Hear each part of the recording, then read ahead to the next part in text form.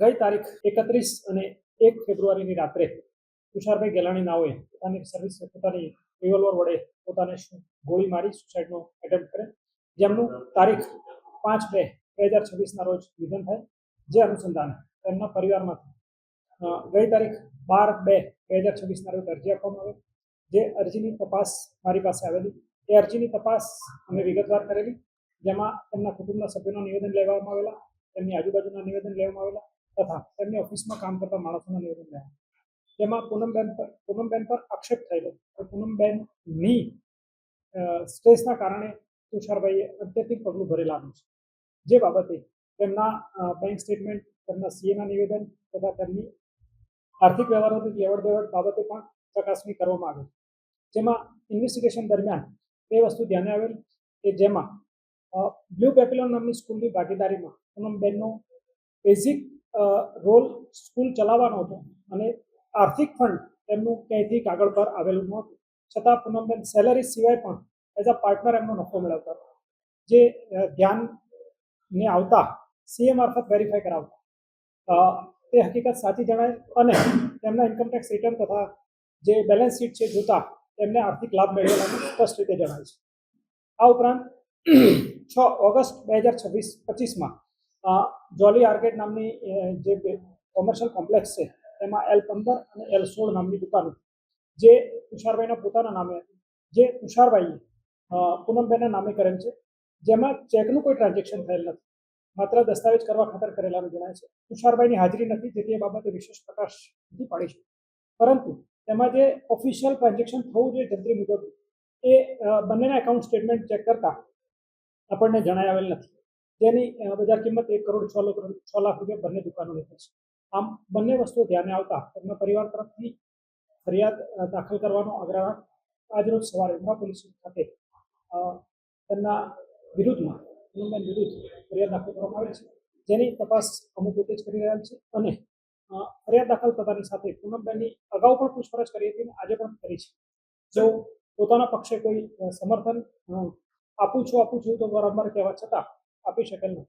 કેસમાં જે બધી બાબતો છે તે ભાવનાત્મક બાબતો છે, પરંતુ તેમના ઇકોનોમિક ટ્રાન્ઝેક્શન અને બિહેવિયર વાઇઝ તેમના ઘરના સભ્યોનું કહેવું હતું કે તુષારભાઈ માથે એવું સ્ટ્રેસ હતું કે જો આનો પ્રોપર નિકાલ અથવા સમાધાન નહીં થાય તો લગ્નના દિવસે તેમની આબરૂ લેવાની ગણતરી હતી અથવા બદનામ કરવાની ગણતરી હતી, જે તેમના પરિવારના સભ્યોનું કહેવું છે. ઇન્વેસ્ટિગેશન ચાલુ છે બેન, એટલે હું પુરાવા તો નહીં કહીશ, પણ જે એમના આર્થિક વ્યવહારો છે અથવા આર્થિક જે લાભ મેળવ્યો છે બેન એ કાગળ પર આવેલું છે. જે ટ્રાન્ઝેક્શન અને જે રીતે થયેલું છે સિક્વન્સમાં એ મુજબ એવું લાગી રહ્યું છે કે તુષારભાઈએ પ્રેશરમાં આવીને કામ કર્યું છે. કારણ કે જો નેચરલ વેમાં કર્યું હોત તો બટ નેચરલ છે, વેપારીની જેમ ટ્રાન્ઝેક્શન અને ચેક પણ ક્લિયર થઈ ગયા. બેન ઇન્વેસ્ટિગેશન ચાલુ છે. ચાલુ ઇન્વેસ્ટિગેશનમાં મારી મદદ સેક્યુરિટી બોલું છું કે પુરાવાઓ થયા છે અને પુરાવાઓ હજુ ઇન્વેસ્ટિગેશન આજે ગુનો દાખલ કરીને આગળનું ચાલુ કરે છે. મોબાઈલમાં તુષારભાઈનો મોબાઈલ કબજે કરીને એડીના કામે મોકલી આપેલ છે અને બેનનો પણ મોબાઈલ આજે કબજે કરી અને ઓફિસરમાં મોકલી આપવામાં છે. બેન તરફથી જે અરજી કરવામાં આવી હતી તે પણ પીએસઆઈ પરમારે કરેલ છે, જેમાં એમના આક્ષેપ હતા કે ઇન્વેસ્ટિગેશન પ્રોપર. તુષારભાઈ અને પૂનમબેન 2010માં સૌથી પહેલા પરિચયમાં આવેલા. પૂનમબેન એમની ઓફિસમાં એઝ અ રિસેપ્શનિસ્ટ કામ કરતા હતા. ત્યારબાદ તેઓ અલગ થયેલા અને 12-13માં ફરી સંકળાયેલા. ત્યારબાદ એમને એક બચપન સ્કૂલ ચાલે છે જેની ફ્રેન્ચાઇઝી લીધેલી પૂનમબેન, જે તુષારભાઈના બિલ્ડિંગમાં ચલાવતા અને 2 વર્ષ બચપન સ્કૂલ ચલાવ્યા પછી એમણે પોતાની બ્લુ પેપિલોન એ પ્રી પ્રાઇમરી સ્કૂલ હતી એ ચાલુ કરી, જે જોલી આર્કેડમાં દિરાસરની પાછળ આવેલી છે. સમાધાન એ વાતને લઈને થવાનું હતું કે ભાઈ જે કઈ પૂનમબેન અને તુષારભાઈ વચ્ચે માથાકૂટ ચાલી રહી છે, તુષારભાઈને જ ખબર છે કે તુષારભાઈને કઈ રીતે સ્ટ્રેસ આપવામાં આવતો હતો. શબ્દો તો પૂનમબેન તો બોલતા નથી, પણ એમના પરિવારના સભ્યોનું કહેવું છે કે પૂનમબેન માટે કંઈક આર્થિક માગણી હોઈ શકે, એ અનુમાનનો વિષય છે. આર્થિક માગણી હોઈ શકે અથવા કઈ બીજી અપેક્ષા હોય. એટલે અનુમાનના આધારે અનુમાન પરિવારવાળાની વાત છે. આપણને તો 2 એવિડન્સ મેં સૌથી પહેલા વાત કરી કે 2 એવિડન્સ મળ્યા છે જે આર્થિક. મહિલાની પણ ફરિયાદ લેવામાં આવશે, ફરિયાદ રજૂઆત કરશે તો એની ચોક્કસ તપાસ થઈ રજૂઆત કરી છે સાહેબ. એની ફરિયાદમાં કોઈ સમર્થન રજૂ નથી કરી શકે. મહિલાએ રજૂઆત ફરિયાદ આપ્યા પછી કોઈ પણ પુરાવા ન એમની ફરિયાદ અરજીના મુદ્દે આપેલા છે, એના ઇન્વેસ્ટિગેશનના કામે આપેલા છે. અને આજે પણ એમનું નિવેદન છે તુષારભાઈ આત્મહત્યા ન કરી શકે.